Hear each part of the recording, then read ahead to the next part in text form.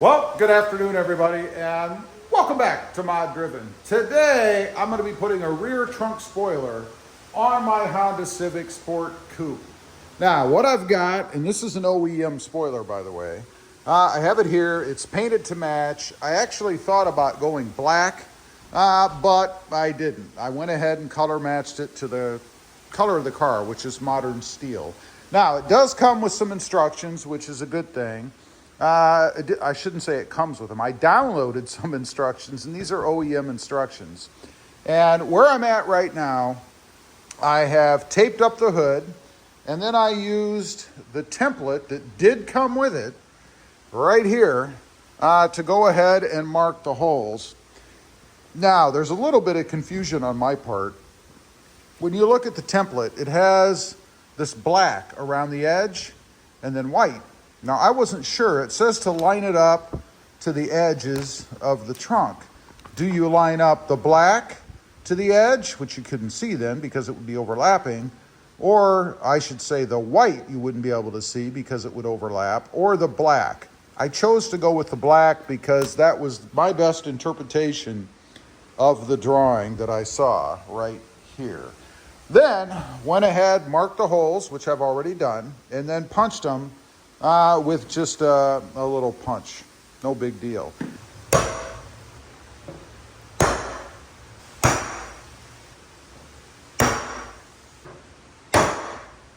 Okay, all the holes are in.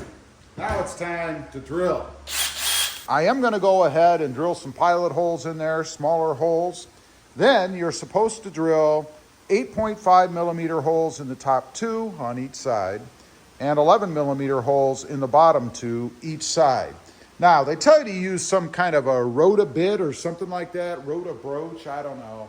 But they're very expensive, and I figured, I can buy a couple of cheapo drill bits. Hopefully that doesn't bite me in the end. And go ahead and drill the holes. That's where we're at right now. So we're gonna drill the pilots, and then we're gonna drill the final bigger holes, and then move on to the next step. There's one.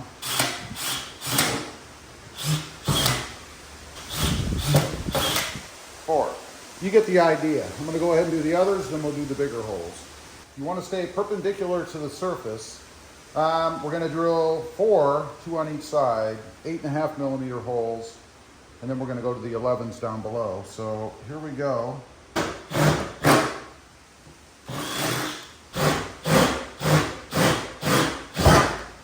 Okay, we've got those done. Didn't appear to have gone through anything, which is good. Now we're going to do the big ones, and these are the 11 millimeter at the bottom.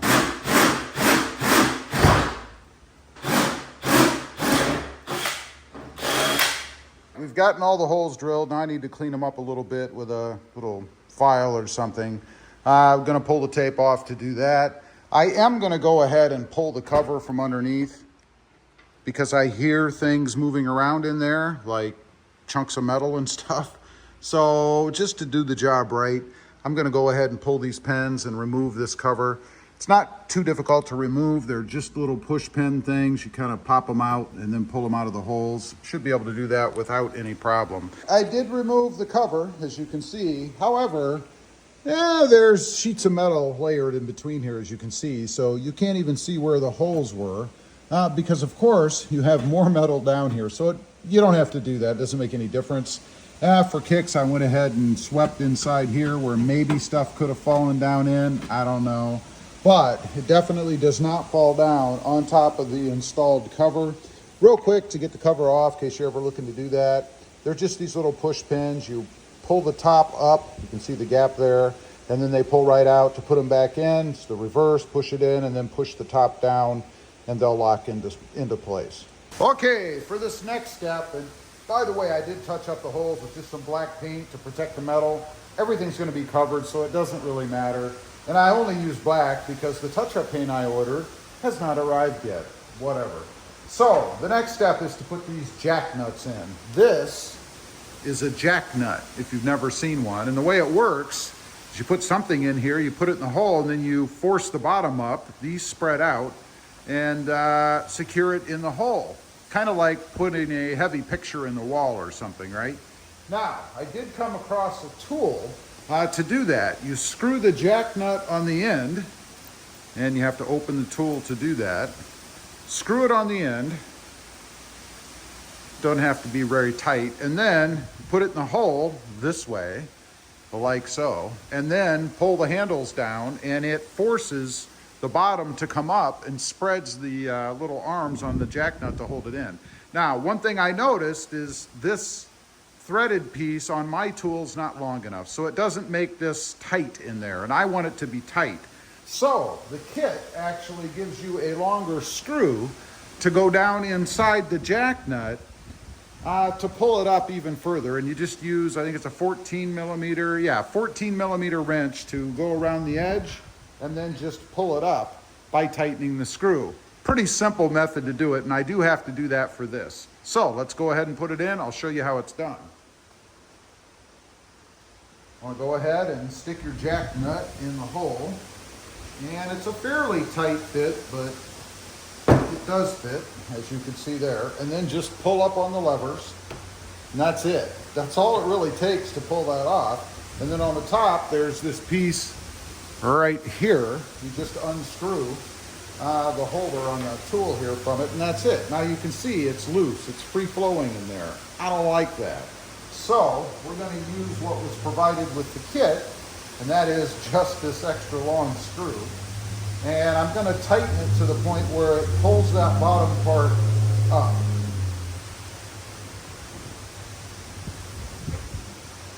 And I am trying to position these evenly. I don't know if it matters really. It doesn't say in the instructions that it matters, so probably not.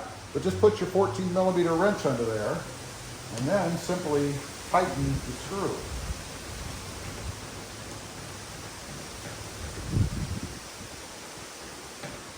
And I'm tightening it until it takes quite a bit of pressure to go any further. I do not want to strip these out, so I'm not going to go crazy and tighten them like I normally would. I'll do that when I put the brackets on. And then just back out the screw you put in.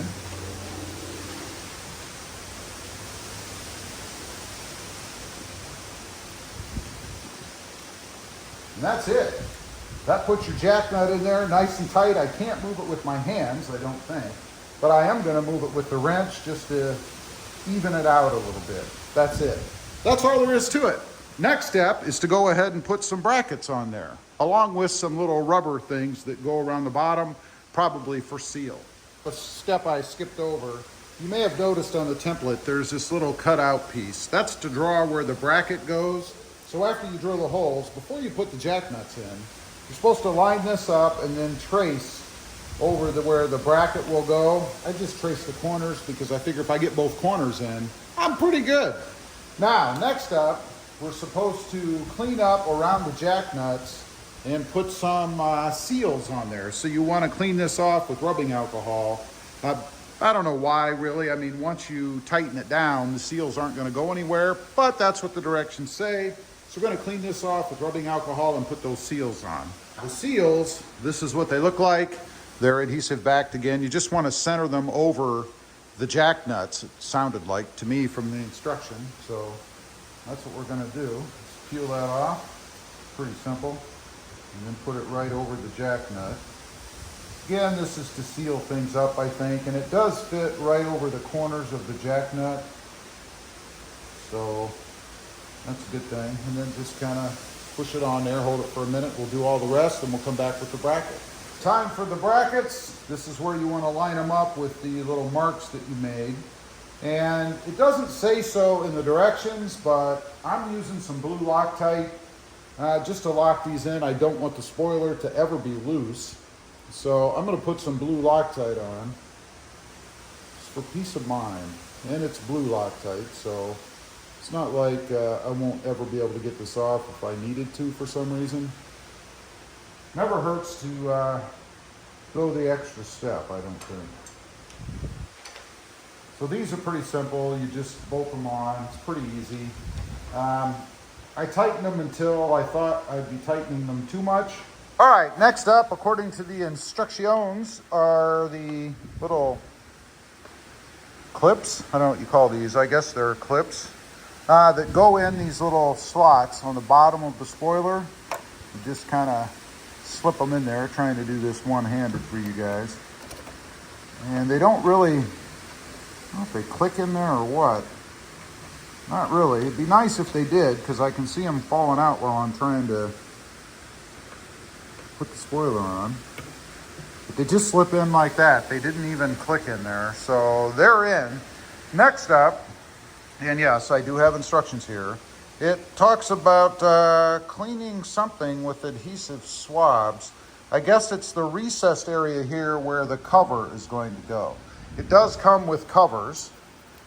And we'll get one out here so you guys can see them right here, and they're going to go in these spaces. So that's why they want you to grab the covers, right? Because you're going to tape them down. You can see there's some double-sided tape there. They're going to fit in those spots right there to cover up all of the bolt holes. You can see here, that's where we're going to actually bolt it in. And just to jump ahead a little bit, these little plugs, they're actually going to fit in these holes that we drilled on each side to kind of give it even a little more security, and then we're going to bolt it in here. Now, one other thing I do want to mention, there is some double-sided tape here. So right where those holes are on the car, this is going to adhere down to the trunk as well. So we are going to want to clean off with some rubbing alcohol this area, because that's where that's going to contact. And then I'll put the bolts in on the edges. It's got these little, what they're calling washer bolts. I will be putting some Loctite on those as well.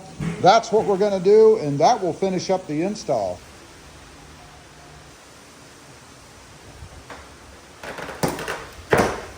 That's that side. And that's that side. So you're supposed to hold it down for 30 seconds. Hopefully my holes are lined up. God, I hope so. We do have one more step, actually. We have to put those covers on. It is finished. I did put the covers on the bottoms. They were pretty easy to do. You can see them if you look here. One there. Maybe you can't see it in the light. It's so bright outside, but there's the passenger side. One cool thing about this, just a dumb little thing, it says Civic up here. I don't know if anybody noticed that, but when you open your trunk, you'll never forget what you're driving. Pretty darn cool. Now, there is one other part of this which I'm not going to do, and they are, I guess, heavier duty springs for the trunk. And the purpose of that, I guess, is when you lift the trunk up, they assist and to hold the trunk up. Now, my trunk is having no problems, so I don't see any reason to dig into those, at least not at this point. Obviously, they came with the kit. I have them around, so if I need them in the future, I'll have them in the future. But I'm very happy with the job. I will put some pictures and things at the end. One other thing I do want to mention, if you do this, you're not supposed to wash the car for 24 hours because of the adhesive areas, the double-sided tape that's part of the kit. You want to let that cure up. Anyway, leave a comment. Let me know what you think. Yes? No? And don't forget to check out the pictures at the end. Also, real quick, I do have 2 additional channels. Rob Motive, all about the Toyota Tacoma, and Rob Motive JT, all about the Jeep Gladiator. Check them out, and if you're interested, why not subscribe? And while you're at it, smash the subscribe button here too. Thanks for watching. Stay safe out there. Bye.